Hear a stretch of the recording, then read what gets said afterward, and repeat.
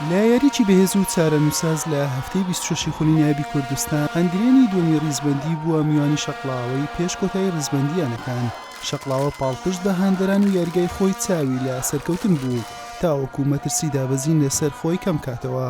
هەندرێنیش جگە لە سەرکەوتن هیچ ڕێگایەکەی لە پێش نەبوو تاوەکو لە ڕکابەری نازناوەکە بمێنێتەوە.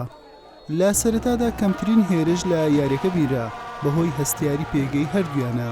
دواتر شەقڵاوە لە ناوەڕاستی نیوە یەکەم بە 2 دەرفەت مەترسی خستە سەر گۆڵی هەندرێن و لە دووەمیان و لە خولەکی 26 سانی سەلام توانی بربەستی یەکسانی بشکێنێت و شەقڵاوەی خاوەن ماڵ بە گۆڵێک پێش بخات.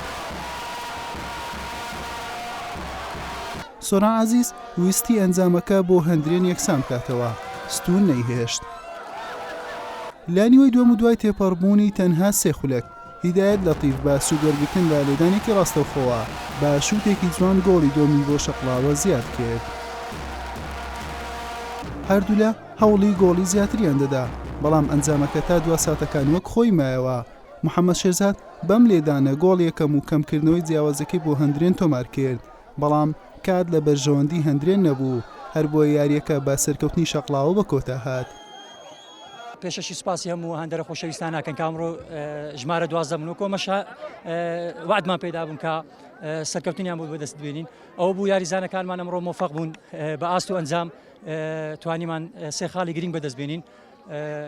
لەو مەرحەلە قورسێکە ئێمە ئێستا تێکەوتین ئینشاڵڵا دەربازیمانمە 2 یاری تریشمان ماوە ئینشاڵڵا بە هەمان ئاست و بە هەمان ئەنجام دڵی ئەو هاندەرانە خۆشەکەین وە دەکەین کە یانێ وەرزی شەقڵاوە ئەمسال لە نهایەتدا بمێنێتەوە.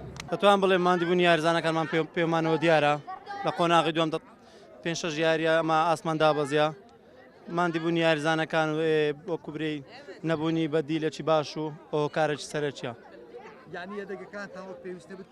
یەدەکانمان بە زۆربیان یەدەکانمان شەبابە لەو ئەو خیبڕیانی لە دەوری کوردستان دەتوان بڵێن تیپەکەمان تۆزێکیشماندیە. بەم شێوەیە هەندرێن بە 42 خاڵ لە خانەی دووەم مایەوە بە فەرمی نازناوی ئەم وەرزەشی لەدەستدا. مەترسی لە دەستدانی خانەی دووەمیشی کەوتە سەر. شەقڵاوەش تا ڕادەیەک لە دواوەی ڕێزبەندی خۆی دەرباز کرد بە 28 خاڵ سەرکەوت بۆ خانەی سێزدەیەم. حوسێن محەممەد کەناڵی ئاسمانی پێیان شەقڵاوە.